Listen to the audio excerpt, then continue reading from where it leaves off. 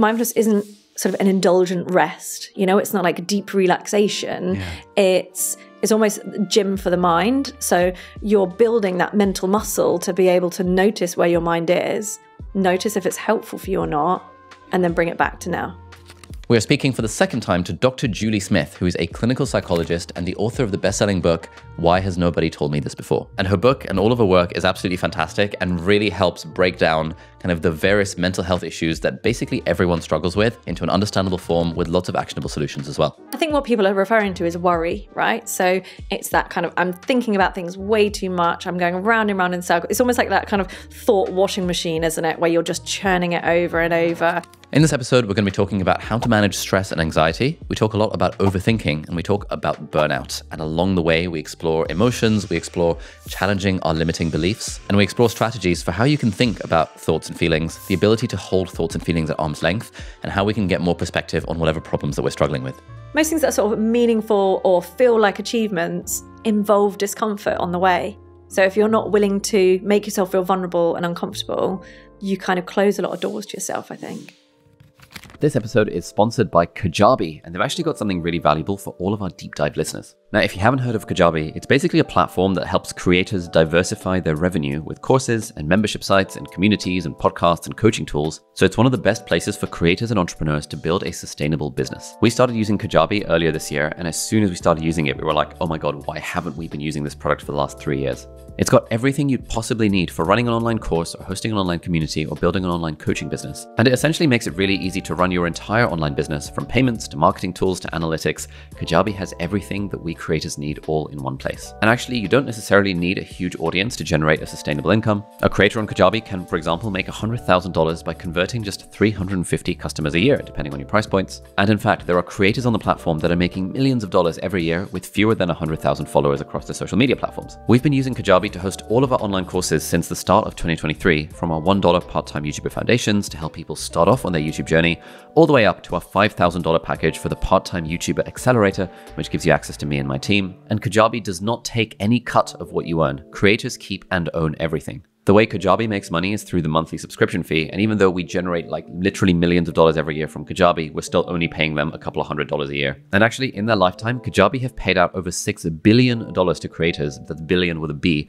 and over 1,000 creators have become millionaires through products on the platform. Now, back in May 2023, I did a keynote at a Kajabi in real life Kajabi Heroes event in Austin, Texas. And in that keynote, I talked about the exact steps that I used to grow my business from zero to over $2.5 million per year from course revenue alone. Now, people paid for the pretty expensive tickets to watch this keynote at the Kajabi Hero live event. But as an exclusive deal for deep dive listeners, Kajabi have very kindly offered to provide the recording of that keynote completely for free to anyone who listens to this podcast. So if you're interested in getting completely free access to that keynote, just head over to kajabi.com/Ali. That's kajabi.com/ALI. And that'll be linked in the show notes and the video description as well. And you just enter your email address and then you will get the recording of that keynote completely for free, whether or not you ever become a Kajabi customer. So thank you so much to Kajabi for sponsoring this episode.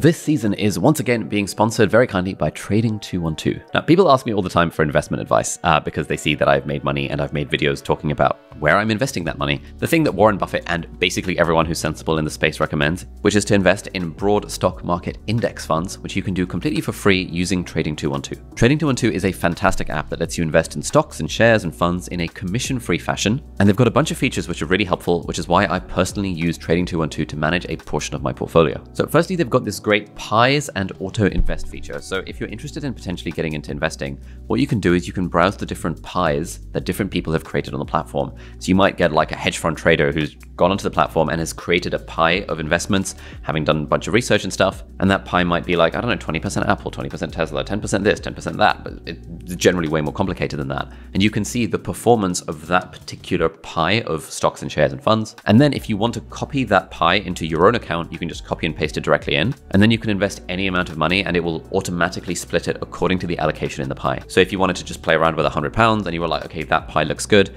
it will split out that £100 based on the allocations of the pie, which is pretty sick. They've also recently added support for multi-currency accounts. Now, this is really helpful because, for example, if you invest in the S&P 500, which is a US-based index fund, then you won't get hit with all the various foreign exchange fees if, for example, you're investing from the UK like I do. And if you have an Invest or an ISA account, then Trading 212 also gives you daily interest on your uninvested cash in pounds or euros or US dollars. So if any of that sounds up your street, then do please hit the link in the video description or in the show notes, and that will let you sign up to Trading 212. And if you use that link, you will also get a completely free share up to the value of £100. So it's literally free money, so you might as well. So thank you so much, Trading 212, for sponsoring this episode.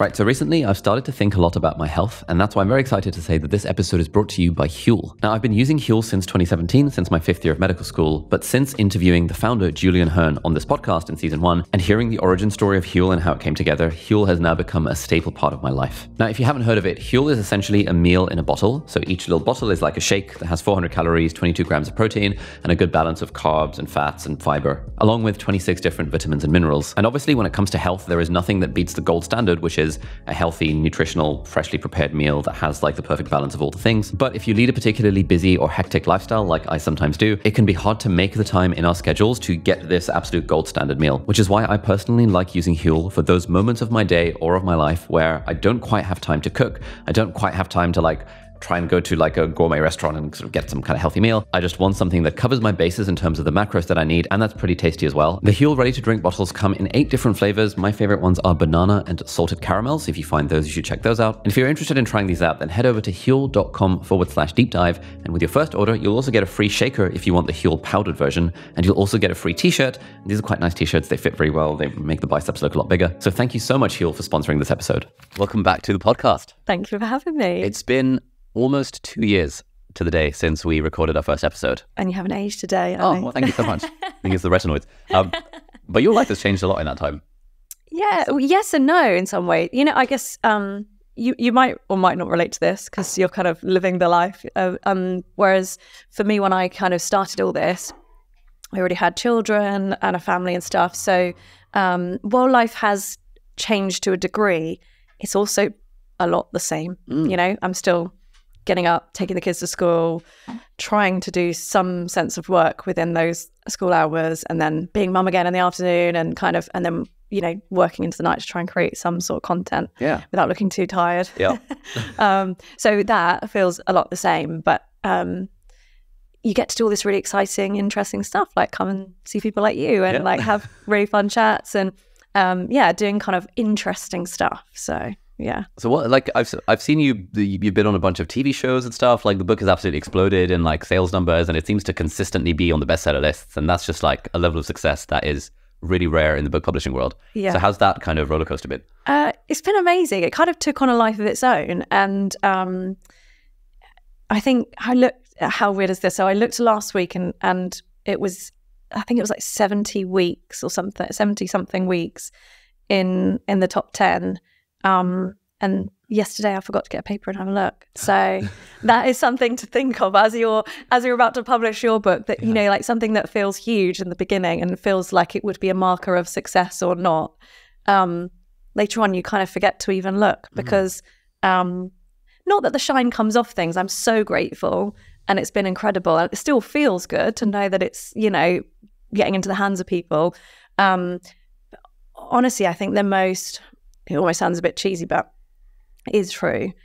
The most satisfying moments I've had have been speaking to individuals who've read it and found it useful. So I imagined that moment that you see the book and, you know, the Sunday Times would just be momentous.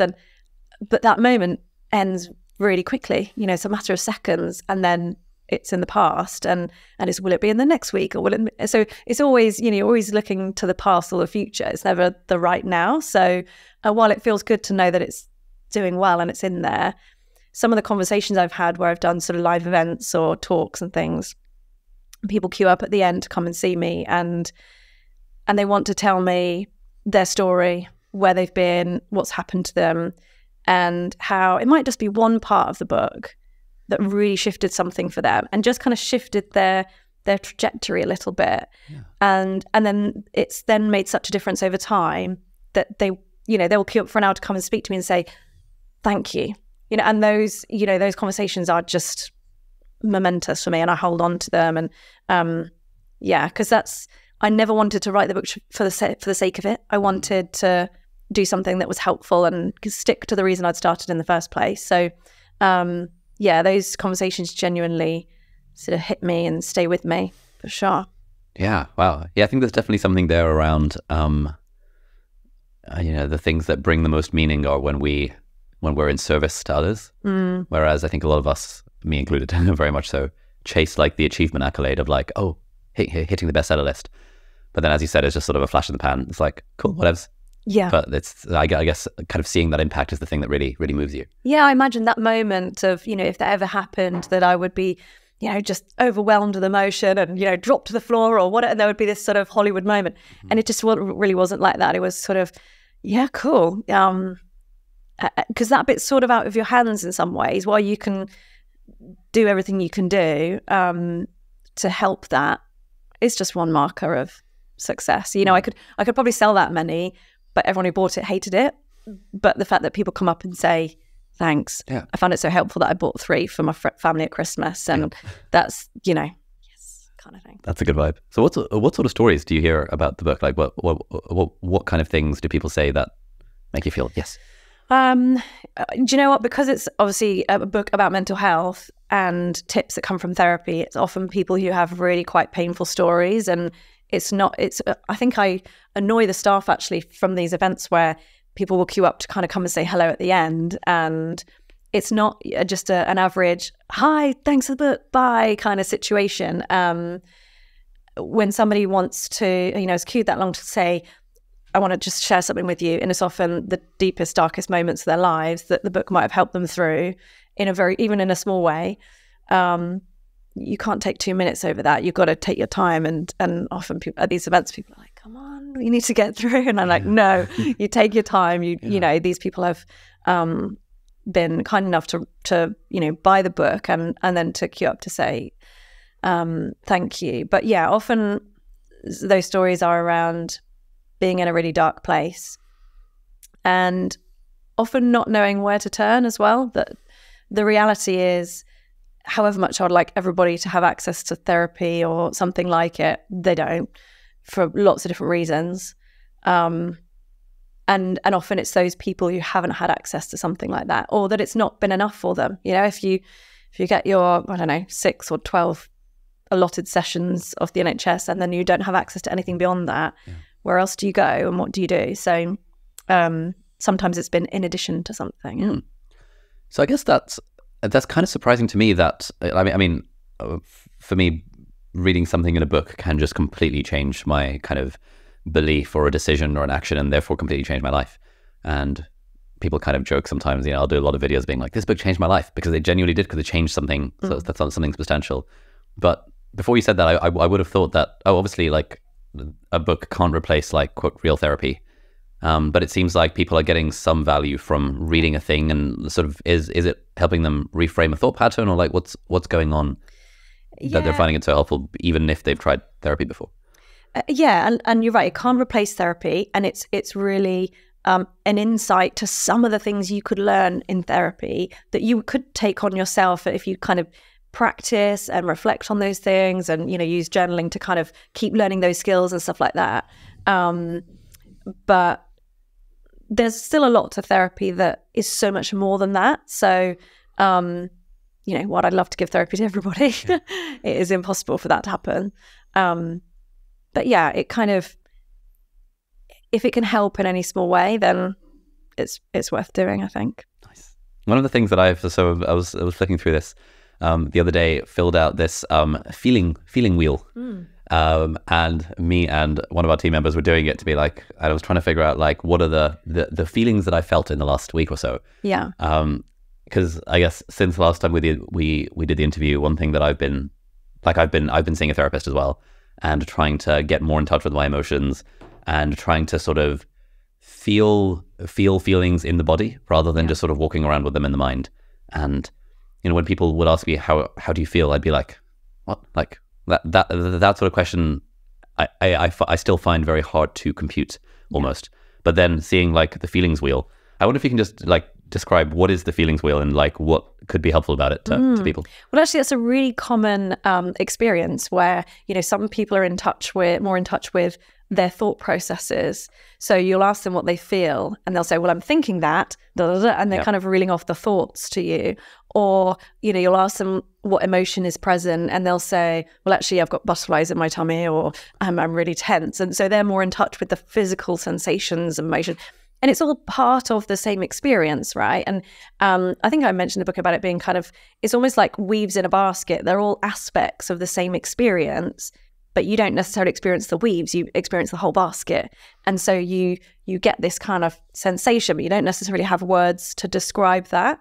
And when we separate it out into, thoughts, physical sensations, emotions, some people just don't have the vocab to give granularity to, they might have happy, sad, angry, frustrated, but they might not have the vocab to kind of give that any nuance or the fine detail, that the slight difference between the frustration you feel in a queue to the frustration you feel, waiting for some really important medical results or something like that. They're different feelings, right? But sometimes we kind of use the same words for different scenarios or feelings because we don't have the vocab. So the feelings wheel, can't remember the lady's name now. It's in there. Wilcox, 1982. Yes, that's it. So, but it's really just a way of kind of packing in lots of different vocabulary that you can use to describe. Sometimes you just need a little prompt, right? You just, oh yes, that's the word I'm looking for. That really kind of resonates with you, because sometimes when you hear the word, you kind of have an understanding about what that feels like, but you wouldn't necessarily come up with it. But it's a really important skill actually to be able to give words to feelings so that your brain can kind of help you to predict situations and understand them and kind of find a detail. So it's really useful. Yeah. So it's like, in the middle, we've got like the six key emotions, I guess, or like of anger, disgust, sad, happy, surprise, fear. And then, around the outside, if we look at happy, for example, there's optimistic and intimate, peaceful, powerful, accepted, proud, interested, joyful, ecstatic, amused, inquisitive, important, confident, respected, fulfilled. And, I was going through and thinking of like, which of these things have I felt in the last week or so? And I was sort of, when I did this exercise a few months ago, I highlighted inspired, playful, hopeful, loving, fulfilled, respected, confident, important, inquisitive, amused, liberated, energetic, eager. And I was like, all of these were the happy ones. But worried was a sort of leads to anxious, which leads to fear, which was interesting to me. And I realized I did have periods of infuriated and irritated, which is sort of a subset of frustrated, which is a subset of angry.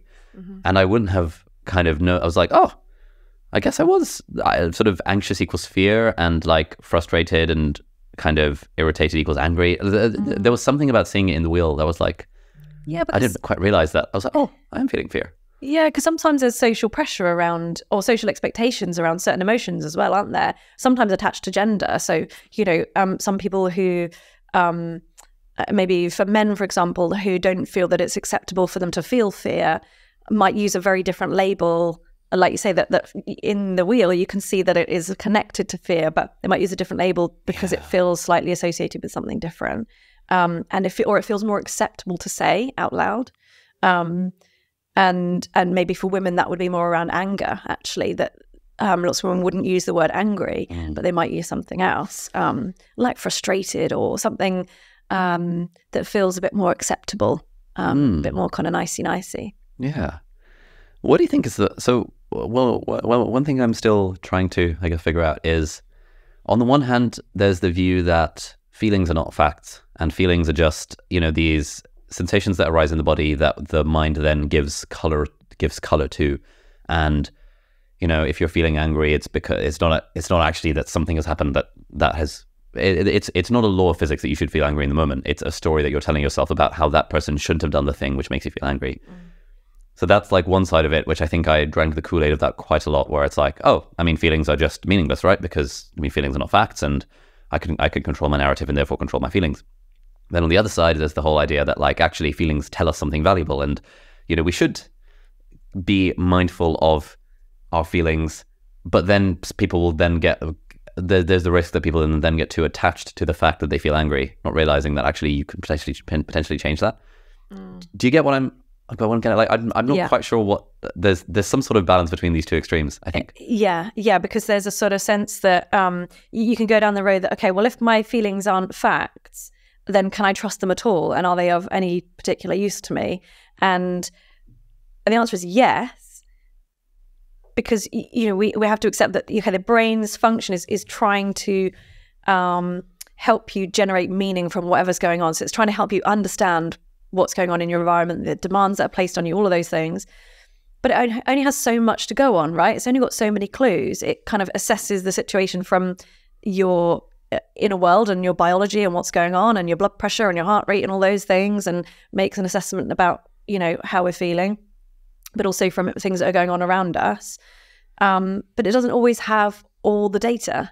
And so it has to kind of make a best guess, and it offers that up to you in the form of sensations and feelings. And so it's got a lot to say, because your brain's pretty brilliant at coming up with assessments. And sometimes those early feelings can be the most valuable, right, when we listen to them.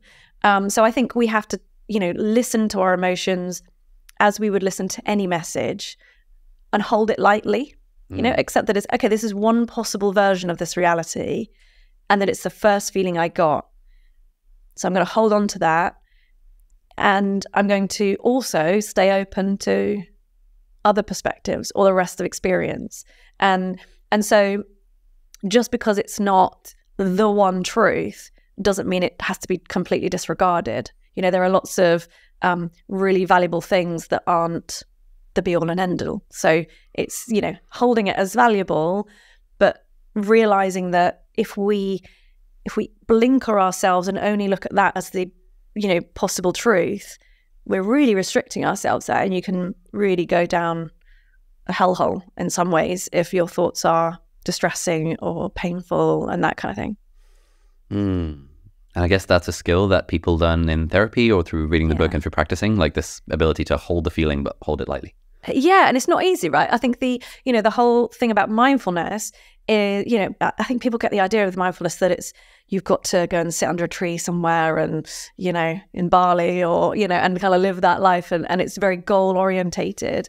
But actually you can live mindfully in that way. And that's often the things that are taught in therapy around noticing and observing your experience. Okay, so I'm in this scenario, this feeling is coming over me, I can feel it, you know, in this part of my body or that part of my body, and I notice these thoughts are coming in, and I'm gonna allow that to be here for a minute, and I'm just gonna allow the next experience to wash over me, and I'm gonna see how that goes. So you're not sort of grasping onto it for dear life, but you're also not pushing it away. You're kind of allowing it to be present. And when you don't either grasp it hard or push it away, it kind of takes its natural course and it washes over you and it moves past you, right? So those are often the skills that are kind of taught. And I talk a lot about that kind of thing in the book and in my videos and stuff, where, because it's quite a difficult concept, right, to grasp. It's like, well, what do I do? How do I make it go away then? And the idea is you don't have to make it go away if you can be open to experience, even if it's unpleasant or negative or uncomfortable.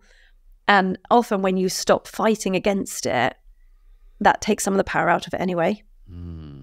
Is it kind of like if you're walking outside and it starts to rain, then you could be like, oh, why is it raining? Oh, yeah, it's so annoying. Or you could be like, well, I guess it's raining. Cool. And not really ascribe much any more meaning than that to it. And you can still protect yourself from painful feelings to a degree, right? So you could choose, okay, I'm never going to go out when it's raining, which is probably not going to be helpful in you living a valued life or a life that is, you know, important to you. But you could say, well, I'm going to go out, but I'm going to take my umbrella and my coat. And so I'm going to do what I can to kind of ease my way through this day so that it doesn't completely overwhelm me, but I'm still going to go through the rain. Nice. So if like someone gets social anxiety, for example, one option is like, cool, I'm just never going to be in social situations, which is probably not a particularly helpful way of living. But I guess the raincoat analogy is like, cool, I'm gonna, you know, these feelings are going to wash over me. I'm going to recognize them for what they are. Their feelings, I'm going to hold them lightly, and here are some strategies that I can use to deal with them as they arise? Yeah, for sure. So when I started doing like live TV and stuff like that, I realized that if I said no to that, it would be out of fear. Ooh. And that I had to practice what I preach, right? So this is why I kept doing it and kept saying yes to it. And so I had to kind of, you know, do that. But I recognized that when I felt anxious before, you know, the sort of few seconds before they say you're live, I could put some skills in place. So that would be my, you know, my jacket and my umbrella. Okay, I'm going to do this because it's meaningful to me to hold sort of courage as a value and challenge myself and push myself. So I'm living a valued life, you know, based on what matters most to me. And I'm just going to take these skills along to make it easier. So I would, you know, you do the sort of physiological sigh or something a few seconds before, just brilliant, really, really helps. Or I'll do lots of reframing as well if I'm tempted to, you know, often I'll wake up in the hotel room that morning and think, why am I putting myself through this? And then immediately allow that thought to be there, but reframe it and come in with, this is really exciting, it's a challenge, it's really small in comparison to most things in the world. And we'll get through. If I, you know, fall on the stage and humiliate myself, I'll have my own back. So, you know, putting all those little things in place, nobody can physically see those things. They're all skills that happen kind of in here. But they allow me to then do something that is living in line with my values. Love it. What's a physiological sigh? So that's just a breathing technique. So you take a large in-breath, and then just when you feel like your lungs are full, you take in another small breath, and then you do a long, sort of vigorous out-breath. So, so it's allowing that out-breath to be longer than the in-breath. Yeah. And I talk about lots of, it's just one of the different ways to kind of do slow breathing techniques. But they're all in the book. What do they do? Like, what's the theory behind it? So the idea is you're not only are you kind of slowing your heart rate down, but when you take that extra in breath, that you're opening up the little sacs in your lungs a little bit wider. So you're actually getting rid of carbon dioxide more efficiently than you would be. So it helps you to sort of calm the system. And honestly, you know, those really small things, no one can even see you're doing it, but it makes enough of a difference that you bring anxiety. So you're not trying to eradicate anxiety ever. Yeah. You're just trying to bring it down to a level of intensity that you can really focus on what you're doing and perform at your best. So yeah, I wouldn't want to be totally relaxed when I'm, you know, on live TV. I want to be alert and I want to be thinking well and performing at my best, but I also don't want to be completely overwhelmed and catastrophizing. I want to be kind of in the zone. So it just helps to, you know, only a few breaths, it helps you to really kind of get in the zone and then do what you do. And it sounds so in that moment, I guess you could tell yourself the story that, oh my God, I'm feeling some level of anxiety on live TV. I'm not cut out for this. Why did I do this? Like, this is not for me. But I guess you're like, no, it's fine to feel some level of anxiety as long as it's not hindering my performance too much. Yeah, and that's what the mindfulness stuff does really, is it changes your relationship with all emotional experience because you're accepting all of it, the good and the bad, or the, you know, comfortable and uncomfortable, should I say, as just a part of being human, and it's part of the human experience. So you're kind of allowing that to be there. So, okay, when I do this, I notice those sensations, my heart pounds just beforehand, and, you know, I'm tense, and I associate that with anxiety and excitement. I'm going to hold that and I'm going to go for it. So it's the sort of long-winded way of saying feel the fear and do it anyway. Nice. One question on this front. So one thing that I struggle with in my relationship, for example, is that if let's call her Jane. If Jane is upset with something that I have done in some kind of way, then I'll feel this strong thing of like, oh no, I need to change my behavior. I need to sort of do something differently to make her not feel upset. And whenever I have that thought, I'm always like, it feels kind of weird because it's like, I can't make anyone not upset. And actually, this thing that I have done is like something that I actually do value. And maybe it's just okay that she's upset. And I was talking to my sister-in-law about this, and, you know, in the context of, you know, she was saying, well, when her husband leaves on a business trip, she feels sad. And I was like, oh, but then, like, you know, why is he going on these business trips? And she was like, oh, well, I mean, it's okay that I feel sad. Of course I'm going to feel sad, but like that doesn't mean he shouldn't go. And that was kind of like a weird thing for me, because in my mind, it's like managing someone else's emotions sort of feels like my job. But whenever I think that, I'm like, no, that's just not the way. Do you get what I mean? Yeah, and that makes relationships then feel difficult if you have to make sure they feel a certain way all of the time, because it's impossible to control that, right? Yeah. Because there'll be certain emotions that come up not because of you, but because of something else. And then it all feels very uncontrollable. And it's a sign, isn't it, that if you feel uncomfortable with their distress, in some ways that's a sign of how much you care for someone. So it's okay to kind of hold that without acting on it, or just to communicate. You know, whenever I see you upset, I have that urge to try my best to make it all go away. But sometimes that isn't even what's necessary, is it? It's that, you know, people often get that when someone's crying. Yeah. So, you know, you get that sort of, oh, I've got to make this go away. And that's when people say things that aren't necessarily helpful, because they might say something that kind of minimizes the distress or the problem. And what they're trying to do is immediately get the person to stop crying, because their distress feels uncomfortable to us. And actually what they need to do is feel validated. Yeah, this is painful. Wow, this is okay. You know, I've got your back. I'm here for you. We'll walk through this together. And then the emotion will come down naturally anyway. So when you're both willing to contain that and sit with that, you know, if you go to therapy, for example, and you feel lots of raw emotion and the tears are coming, and a therapist won't try to stop you from crying. They will sit with you through that and help you to contain that safely so that it takes its natural course. And at some point, that will tail off, and you'll feel something different. And then you're on to the next experience. Yeah, I think whenever I see someone crying, I always feel like, oh, this is a problem that I must solve. And it's like the natural urge to be like, oh, let me do something. Yeah. And it's interesting, isn't it? Sometimes you often even cause it because, you know, if someone's really tense and anxious, or if they've had a terrible day, and then you go in for a hug and then whoosh, it all comes out. And often that's because that person's been holding on to lots of stuff the whole time. And the minute someone shows compassion and care, they feel safe enough to sort of release whatever emotion is there. And so that can sometimes come out in tears. And then you think, oh no, I've caused it. Maybe I shouldn't, you know, go near you, or what's going on? And then you start sort of questioning yourself about what you should do. And that's often based around the want to control the emotions of the situation, rather than allowing whatever comes up to just be, and then communicating that, do you know what, whatever we feel, we're just going to be curious about that. And we're going to, you know, that's another thing that comes up a lot in therapy, is turning from judgment to curiosity. So rather than thinking a certain emotion needs to be squashed or pushed away, we're just going to be curious about all of them. What's that? What's this about? Why is this? What is this feeling? And why is it here? And what does that show us? And then maybe it doesn't show us anything. Maybe we just let it pass. Like you were saying, it's like a piece of information that you hold lightly, to be like, I wonder if I should, you know, change something based on this or not. Yeah, like sometimes your partner's upset because there's something going on in the relationship, and sometimes they're upset because they're having a rough time. And we just have to kind of soothe our way through that and be there together. And sometimes that's enough too. Nice. What are your thoughts on the idea of, I've kind of heard two perspectives on this, that if it's nighttime and you're having an argument with your partner, one school of thought is never go to bed angry and like hash it out. And another school of thought is, no, absolutely go to bed angry, because you'll get over it by the morning. Yes, yeah.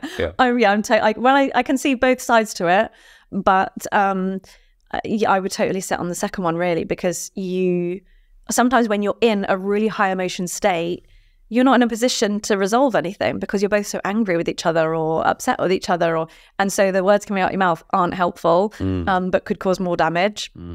And so it's okay to take time out and go and sort of calm the system, get back to somewhere close to a calm state.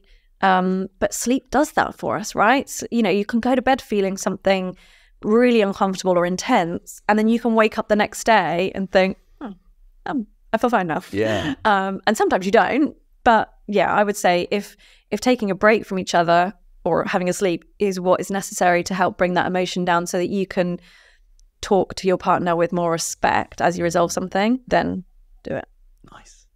Yeah, a friend of mine mentioned this to me. It was a couple of months ago, and I was, you know, he's been married for a few years, so I kind of asked him, you know, what's the secret?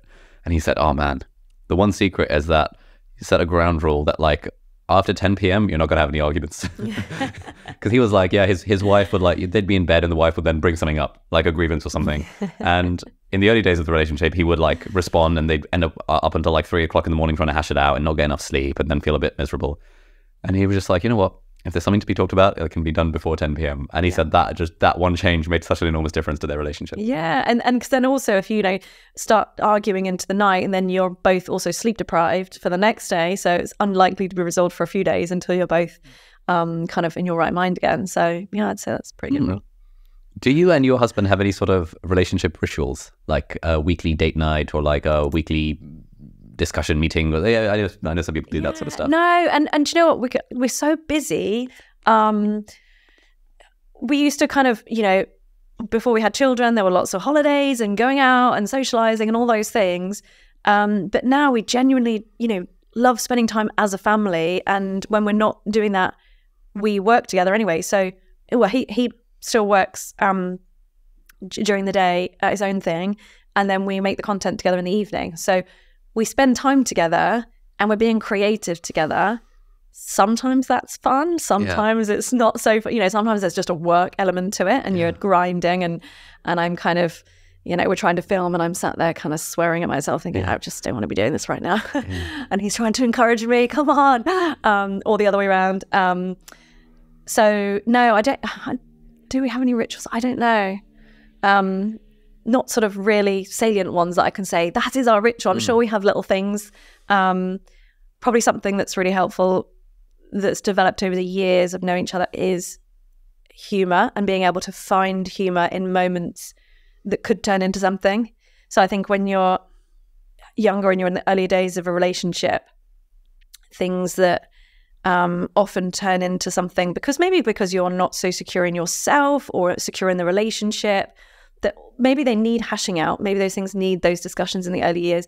And then once you've been together a while, you know where that's going. It's the same old thing. So you can almost kind of laugh at each other's imperfections and, or we can anyway, but we've known each other for a long time. So sometimes we can kind of start to moan and then it all becomes a bit of a joke and we laugh it off. And then it helps you to get this sort of perspective. You just sort of shift out for a minute and you get this bird's eye view of everything and how ridiculous it is, and then you carry on with life. Nice. So changing gears slightly, we asked our viewers and listeners of the podcast through our Telegram community, which will be linked down below in the video description, show notes, what they wanted to hear from you. And like loads of people were asking questions around how to manage stress and how to manage overthinking. Okay. So I wonder if we can kind of dive into those. So one of our listeners, Amar, asked, do you have any practical tools for dealing with overthinking? So I guess like what is overthinking and like how do we manage it? Yeah, I guess overthinking is that term, isn't it? That's sort of been used a lot online that I probably hadn't really sort of used clinically before that. And I think what people are referring to is worry, right? So it's that kind of, I'm thinking about things way too much. I'm going round and round in circles. It's almost like that kind of thought washing machine, isn't it? Where you're just churning it over and over. And sometimes, if that's about the past, we'd call that rumination. So, you're just churning over something again and again, but in a really non-productive way that's not going to come to any kind of resolution. And actually, rumination is a key predictor of the sort of maintenance of depression or relapse of depression as well. So that rumination of going over things in the past tends to get you down, whereas worry or overthinking about the future and that kind of churning over, often it's catastrophizing thoughts, that kind of thing, the worst case scenarios, what am I going to do if, what am I going to do when, that leads to anxiety, right? Because we're starting to think of the future, not necessarily in a positive way, but in a the worst case scenario way and predicting that I'm not going to cope way. So then you get more and more anxious. And when you're anxious, then it creates this sense of those things demand your attention even more. So you feel like you need to spend more time thinking about these things because you're convincing yourself that you're going to come to a resolution. But when you're worrying, you're not really answering the catastrophizing questions. So the what ifs, you kind of repeat them in your mind. What if this happens? What if that happens? and you'll recognize that through, if you're having it as a conversation. So if you're, with your partner, for example, and you're saying, well, we can't do that because what if that? And then they might come up with a resolution, well, then we'll sort it out this way. Oh, but what if that? Yeah. And what if that? And so you realize that no matter how much the other person tries to reassure you, you will find another catastrophizing thought to come up with. So, you've got those two kind of areas of, I think, what people are referring to as overthinking. Yeah. Nice. That lead to different emotions. So I had a bit of a moment when you said, I think the first thing you said was that overthinking is basically just worrying. And I was like, oh, it is. Yeah. Because I guess overthinking is a word a lot of people use, but they wouldn't necessarily use the word I'm worried. Yes. And actually, I'm worried is like, let's call a spade a spade. Yeah. So worry about the past leads to, well, rumination on the path to depression. Worry about the future leads to anxiety because of the fear of bad things happening. Yeah. Neither option is anything you can really do anything about. So it's a somewhat unproductive cycle of thinking. And again, that's where living in a mindful way and using mindfulness skills helps you to stay in the present, because in the very present, if all we have is right now, then there's much less to fear and feel depressed about in the here and now for most people. So, mindfulness is not about never thinking about the future, because we need to, right? We need to live as if we have a future. And it's not about never thinking about the past and finding resolution in that. It's about recognizing which thoughts arrive and which ones are actually useful to you, which ones can lead somewhere, and which ones are just churning over and over and causing you distress. So it's about kind of observing thoughts that arrive, noticing what emotions they bring with them and how they make you feel and where they tend to take you. Because I think with overthinking, it often tends to be the same thing over and over again. So you know where it goes, right? So in the end, you get, once you've sort of been mindful for a while, you get to know, okay, I know that if I go down this path, I know how I'm going to feel. I know where it's going to go. And then just by doing that, you get this kind of little window of opportunity that opens up where you get to choose whether you go down that road, and sometimes you will, or you do something different.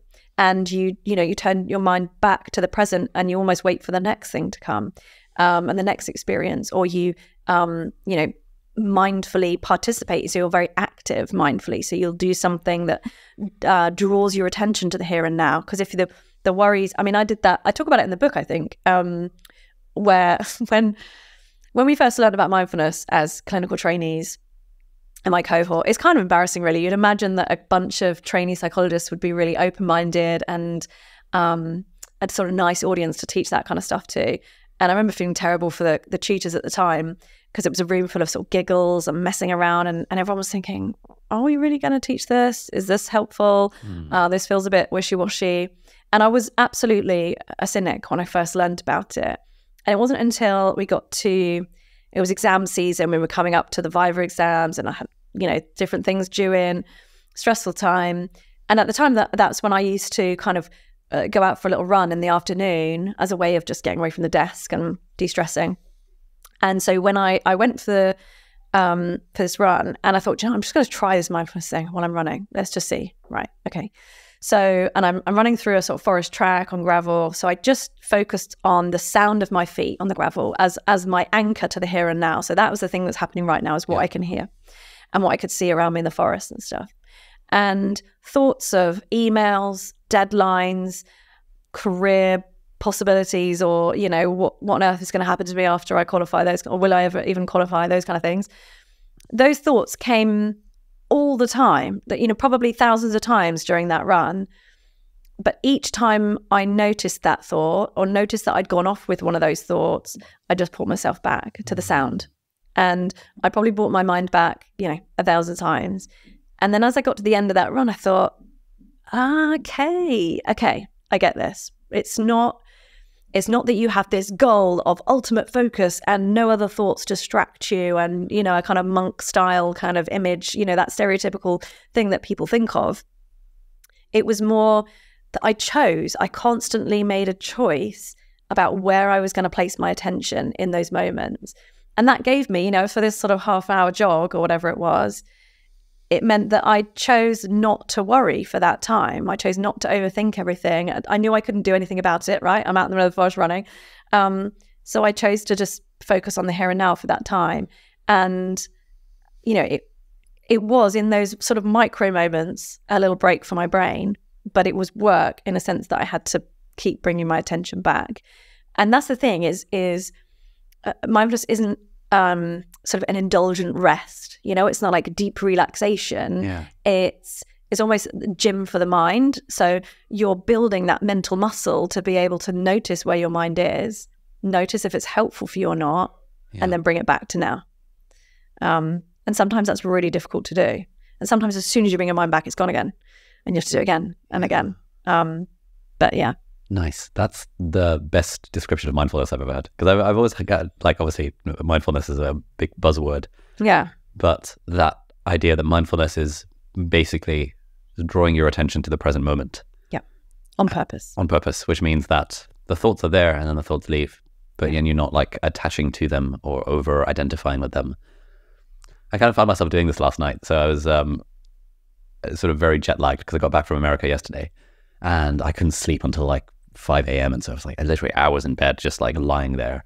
And, you know, I was already a bit sleep deprived, didn't really sleep on the plane. And I was in this sort of like negative, like kind of mental headspace where I was then thinking about this conference I was at last week and like a few things that happened there and what that means for the business, what that means for my life and what that means for my relationship. And it was kind of like, this is actually just like an unproductive sort of thought process to have right now.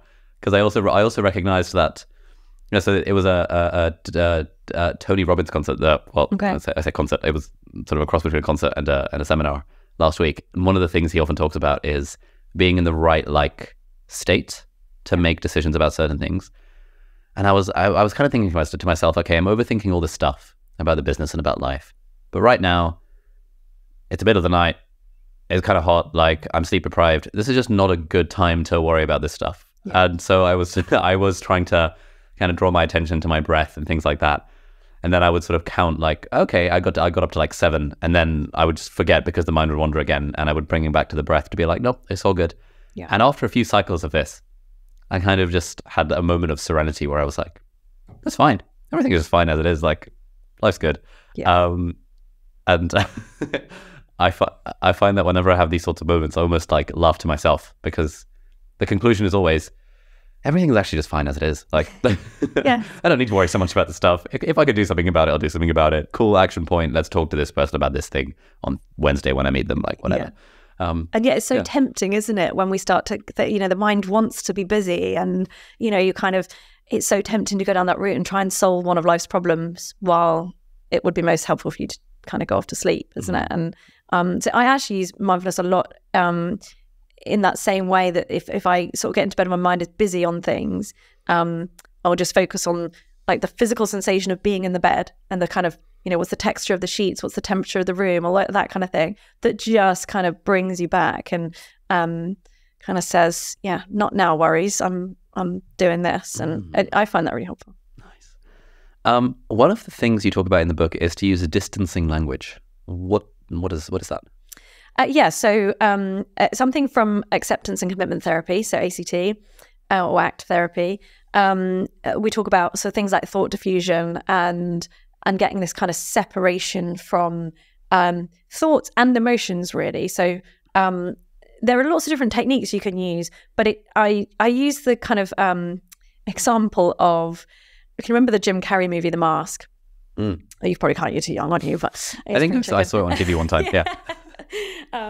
Actually, I was talking about it recently at I think it was a Happy Place Festival, and I said, "Oh, does anyone remember the video, The Mask?" And everyone was like, "What's a video?" Who's this old lady talking to us? So yeah, in The Mask, so Jim Carrey finds this kind of like nothing-looking old wooden mask, and it looks like nothing, but when he puts it on and he holds it close to his face, it kind of grasps him around the back of the head, and then it controls everything he does, everything he says, thinks, everything. But again, if he takes it off and he just holds it at arm's length, he gets to see the mask for what it is, which is just a mask, and it then has no control over how he feels or what he does. And it's a bit like that with thought diffusion. It's taking, so we talked about thoughts are not facts. Holding a thought as a fact or thinking because I've thought that it must be true is a bit like putting it here. It's you're blinkering yourself from seeing any other perspective. Yeah. So all you're doing is taking a thought from kind of here to here. And you're going, okay, now I can see it for what it is, which is one possible perspective. And then you've got all this space to kind of consider other things as well. So sometimes like a really simple technique might be, okay, if you're, lots of those thoughts are causing you distress, writing them down, but not only writing them down, starting that sentence with, I'm having thoughts that, or I'm noticing the thought that. So you're immediately kind of priming your mind for, this is a thought. This is not, I'm not writing a fact, I'm writing a thought or a perspective, or the story I'm telling myself is, or the narrative currently is. Those kind of beginnings of sentences can just help to give you that extra arm's length so that you can see that thought for what it is. And just something as simple as that can take some of the power out of it. Or some people with different anxiety disorders like OCD will give a name to a certain type of thoughts, or if there are lots of anxious thoughts, they might give that person a name, that's as if there's a sort of person with having those thoughts, and thank you, Elga, or whatever it is, for thank you for bringing those thoughts. And all you're doing when you just give little comments like that is you're just taking a step back from it, so you're getting a bird's eye view on it, so that it's not here blocking your view of everything else. Nice. That's so good.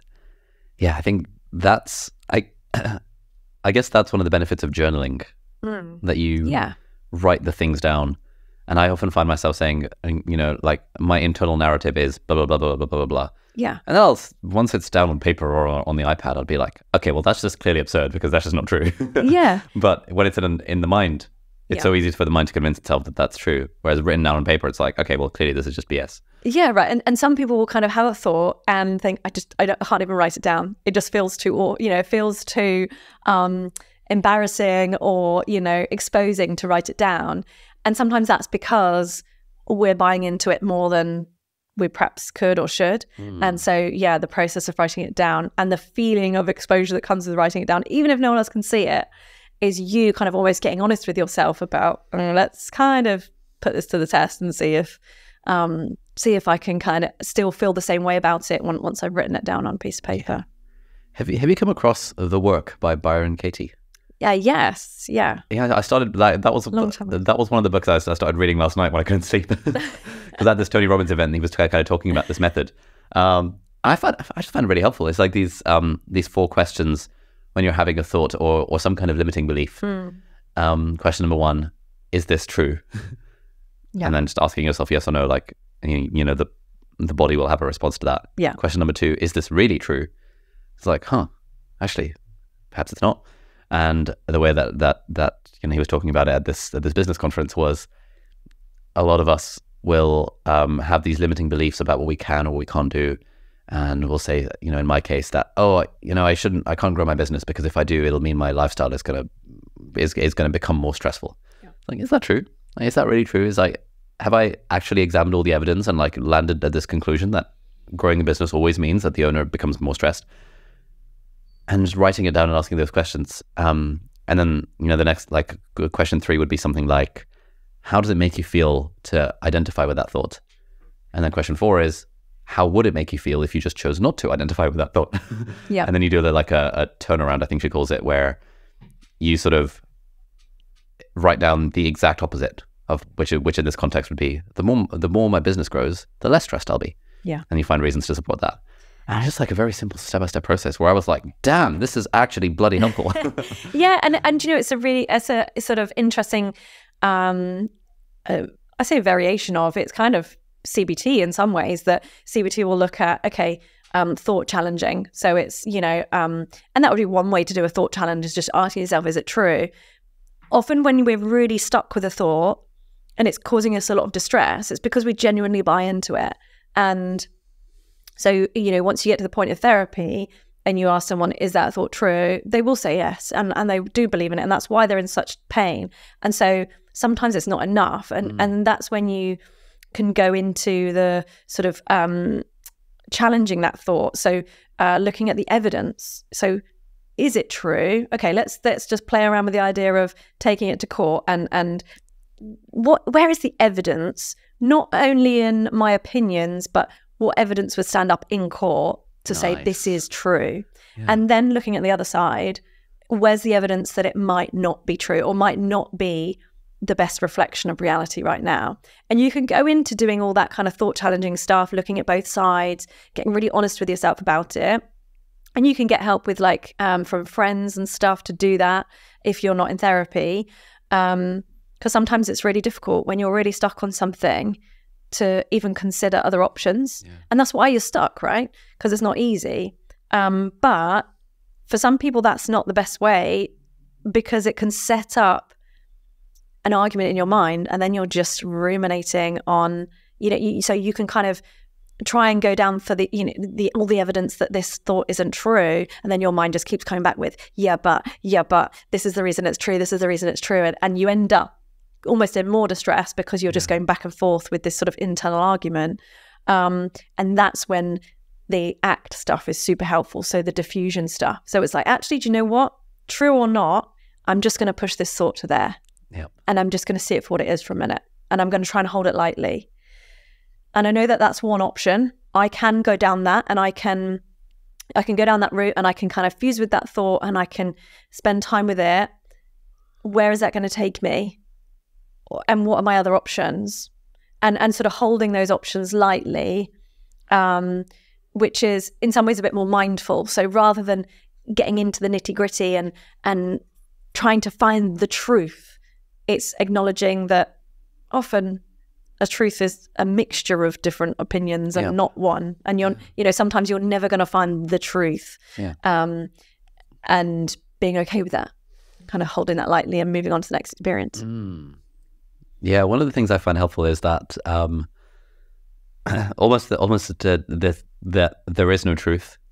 It's just generally, if I think of the disempowering thoughts that I have, they're not things that are like objectively true or not. It's not like I'm not going to be ruminating about the fact that I cannot physically bench 200 kg, but I might be thinking, oh, my content's not valuable. People don't like me. I'm going to become irrelevant. Like, oh, I'm a bad public speaker, or whatever the thing might be. Right, these things, like, I was speaking to my cousin the other day in the car, and she just casually threw out the phrase, "Oh, I'm just really lazy," and I was like, "Are you? Is that true?" And she'd never really questioned that belief, because I guess a belief is just a thought that we hold with some level of certainty. And we sort of went over the evidence a little bit. And I was like, I don't know. I mean, to me, it doesn't look like you're lazy because you're doing this, this, this, and this. Like, how do you feel about that? She was like, oh yeah. I mean, I guess when you put it that way, perhaps I'm not lazy. And it was almost a revelation for her to be like, oh, I'm not actually lazy. Oh shit! Like, I've been telling myself the story for such a long time. But I find it helpful to imagine the idea that there is no truth. It's just a matter of a thought that we believe because we have certainty with it. Yeah. And actually, there are way more options out there than believing that one specific thought, that I'm lazy or I'm a bad public speaker or whatever the thing might be. And that's where labeling thoughts can be really helpful too. So, noticing a thought for what it is often, if with that situation, it's as you have the thought, recognizing that's a judgment, or that's a self-criticism, or that's an opinion, or that's a memory, or that's a story I tell myself, or that's a prediction about the future, or there's a catastrophizing thought. So, there are lots of different types of thoughts, none of which would qualify for giving fact as it is. So as soon as you can kind of notice a thought, be mindful of a thought, notice it, and then label it as, oh, yeah, that's a, self-critical judgment of mine, then you're in a better position to be able to take it for what it is and not buy into it. You still might hold it there, and you still might feel like you're lazy, but noticing that it's an unkind way of speaking to yourself and an unhelpful kind of thought pattern or an opinion helps it to carry less weight and have less effect on how you feel. Yeah, like you're holding it at arm's length again. Yeah. So it's almost like this idea, like thought, like labeling this as a narrative or as a story or as a memory or as a self-criticism helps it sort of be like, oh, actually, it's just that wooden mask. that I can hold a little bit away. Well, it sounds like you did a really great sort of thought challenging exercise with her. So well done. Thank you. By the way, in case you haven't heard, the book that I've been working on for the last 3 years is now available for order. It is called Feel Good Productivity, and it's available on Amazon and all other major retailers. And you can check out the website feelgoodproductivity.com for more information and links to where you can get yourself a copy. I really like the thing about like, would this stand up in court? Again, I've been blessed not to really suffer with any mental health problems, but for example, if someone is highly anxious or highly depressed, and a depressed person might think life will never be good again, and obviously that wouldn't stand up in court. And I would like I've got a few friends who have experienced that, and I was kind of asked them about this. That like in that moment, like you obviously know it's not true, that like life will be better, and they were like, yeah, you kind of know intellectually that it's not true, but like you feel emotionally and in your soul that like, of course it's true. So I guess to what extent does challenging thoughts in court help with the more extreme forms of mental health problems? And that's where it takes more time and effort, like you were saying about the sort of questions from the book that you'd read, and those can be really, really helpful with in a light way. But when someone is really depressed, you can spend a lot of time on something like thought challenging, or and working out whether that's helpful, or whether you move to something like diffusion and kind of just separating from it and allowing it to be there. Because that's the bind in depression, is that it's not that this thought appeared out of nowhere and then made you feel depressed. The two are occurring at the same time. So when you're depressed, you're more likely to have those thoughts, and you're more likely to believe in them. And when you're having those thoughts, you're then more likely to feel more depressed. And so it's this kind of cycle, this downward spiral that you're kind of stuck in. And so, therapy is often a process of chipping away. There isn't this sort of one turning point where you go, oh, okay, the future could be fine, and then everything's okay. It's a sort of, so often we'll do a thought challenging task, and you'll rate at the beginning. So you'll get your thought that's causing distress, and you'll rate, maybe give it a percentage on how much you really believe that thought to be true and how much you buy into it. And it might be 100%. It's not unusual for it to be 100%. And then you'll do all your different exercises, kind of trying to challenge it. And you're not trying to turn it on its head as much as loosen it off, just holding it lightly. So you might then, after you've done some of those thought challenging exercises, rate it again for how much you believe in it. And that might go from 100% to 60 or 70%. And that's success, right? So that's just slightly loosening. So you're allowing yourself to consider that there could be other ways of looking at this. And that would be, okay, movement, progress. And then, move on to the next thing. And that's why these things take time, right? That's why no one can rush in and convince someone not to be depressed, because there's lots of different layers and everything's binding it together from different avenues and different kind of angles. So you have to kind of pick it apart like those weaves in the basket. Nice. I guess one of the things that came up when we were doing, asking the audience as well about the podcast is this the idea of positive thinking, where it sounds like some of the stuff, we were talking about reframing earlier. Yeah, that sounds like it could be, quote, positive. Like, what is positive thinking? Because that also feels like one of these buzzwordy thingies that also feels to be missing some kind of nuance.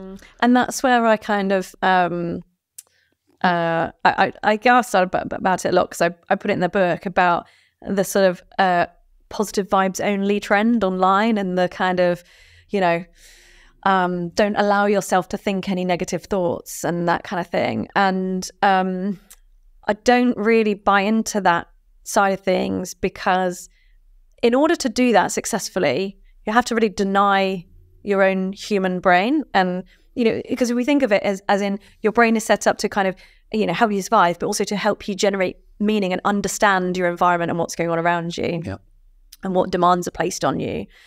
And if your brain is doing that well, then a fair degree of the time it's going to come up with some sort of negative ideas about what's going on, right? Because the world isn't Barbie land or whatever.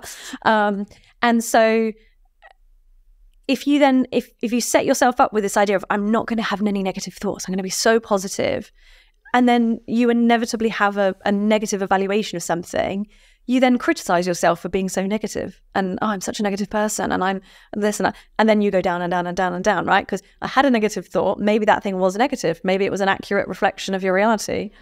But you then, instead of using that information, you get into this spiral of criticizing yourself for having been negative. So again, I think don't give yourself the expectation that you are going to be 100% positive all of the time. Just accept that you are human, and when you have a negative thought, some of those will be helpful to you actually, and some of those won't. And I think in some ways that kind of wisdom is being able to hold them, as go back to the hold them more lightly thing, and then ask yourself, which ones do I want to spend time with? Is it going to be helpful for me to spend time with this and go deeper with it and connect with it? Or is it something I can then let go of and move on from? We've talked about, if we move on to, if we talk about like anxious thought patterns, we've kind of alluded to the idea of catastrophizing. There's a few other things that I think you talk about in the book around, personalizing, overgeneralizing, labeling. I wonder if we can just go through some of these and, for people who might not be familiar with them. So what is personalizing? So personalizing is that thing that we all do. I mean, all of these biases are human and normal, right? So they're not pathological. They are your brain taking a quick shortcut to help you come up with an explanation for what's going on and possibly help your survival. But do that really, really quickly. So, the idea that your brain only has certain information to go on.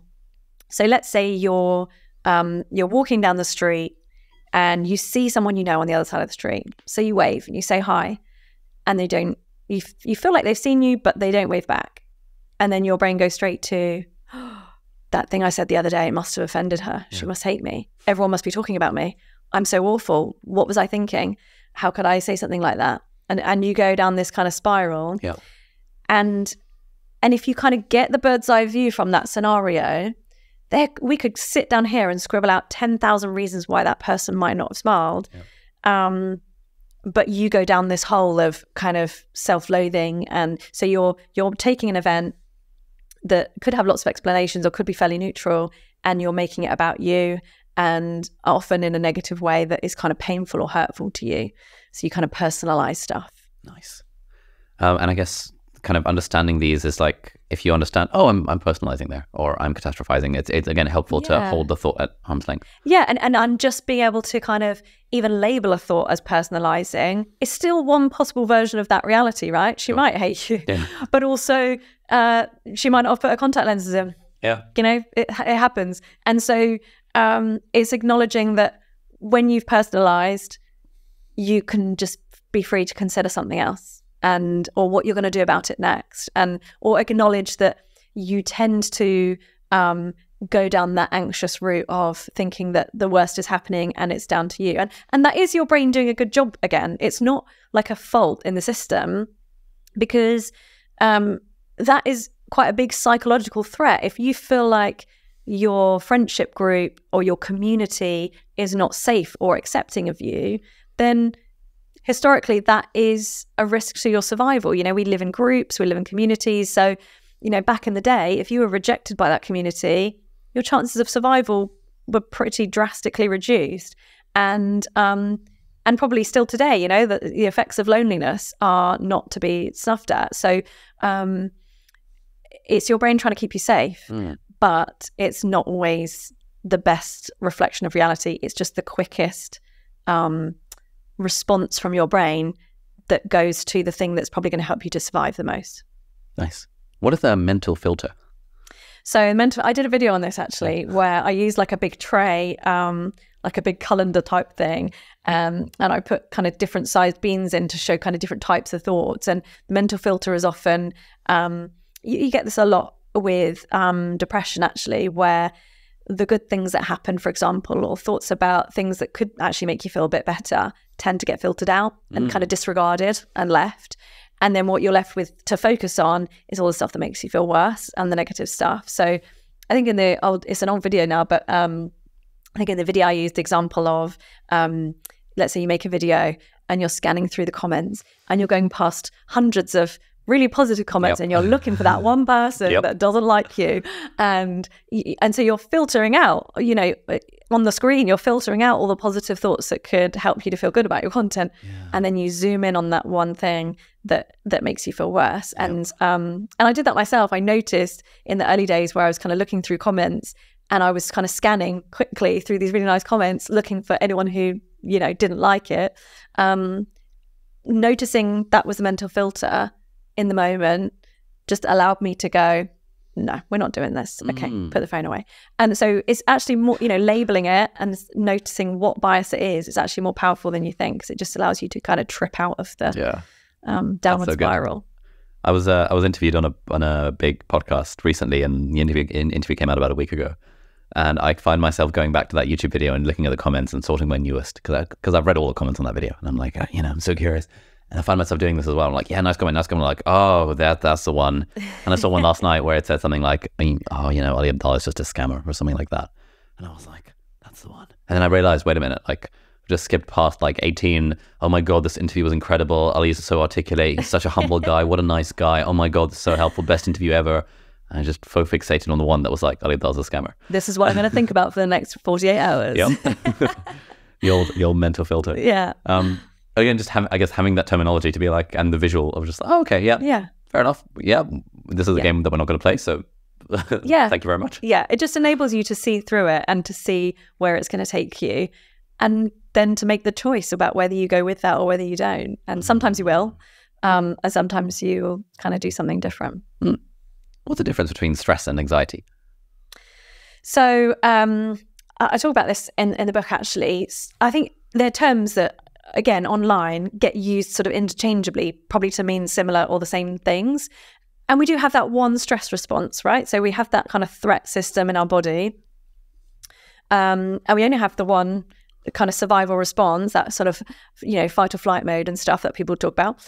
But the way that we experience, whether we conceptualize that experience, I think depends on the words we use for it. So I don't know, if I was going to give an example, let's say you've got a busy day at work, but you need to post, I don't know, your passport off or something, and it's got to be done today, and you've got a gap in your meetings of half an hour, and you know you can get to the post office, quickly post it and get back.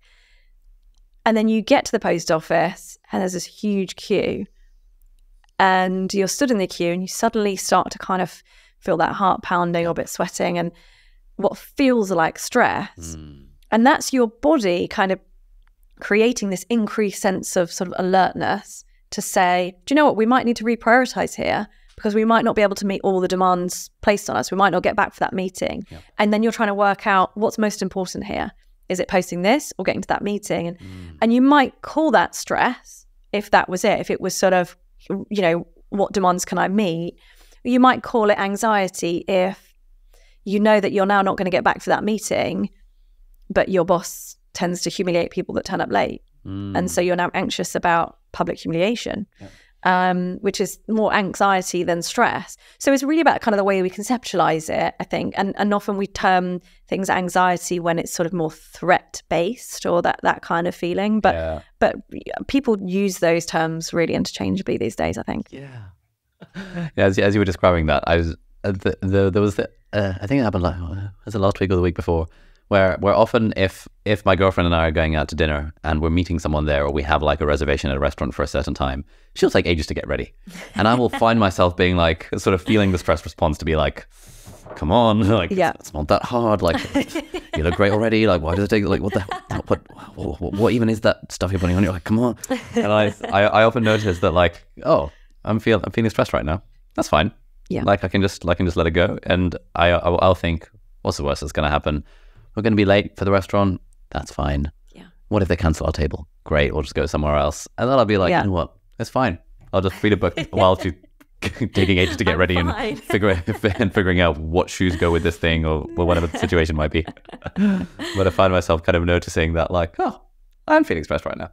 And there's no reason to be, because actually, you know, the worst case scenario is actually is actually pretty reasonable. Yeah. And the lateness is a big one, isn't it, for a lot of people, because it triggers, for example, if someone else is making you late, but you really value being on time, maybe because you associate that with, I don't know, if you grew up in a family where anyone who was late was humiliated or was put down for being, I don't know, selfish or, given those sorts of terms, then it might bring in that sort of fear of judgment, social judgment or social rejection and those kind of things. And that's where sort of turning towards any feeling with curiosity as opposed to judgment. So like, I'm stressed, I'm going to try not to be about this. Or actually, I'm stressed. Why am I stressed about being late? What's the worst thing about being late today? What is it I'm really scared about being late? Is it because I know that person that's going to be at the table always hates it when people are late, and I know they're going to kind of bitch about us later on, or, that kind of thing. And once you start to unravel it, you then understand where it's come from, and it's much easier then to do something with it or to feel something different about it. Because, well, do I really value that person's opinion? Is that person really important to me? Maybe the answer is yes, maybe it's no. But then you've got a sort of chance to do something with it, as opposed to just sort of trying to make it go away. Yeah. You also say that we have a love-hate relationship with stress. What do you mean by love-hate relationship? I don't know. I don't remember saying that. But did I write it in the book? You wrote, we humans have a love-hate relationship with stress. We love the thrill of a horror movie or the speed of the roller coaster. We actively choose these spikes in our stress response and we anticipate them.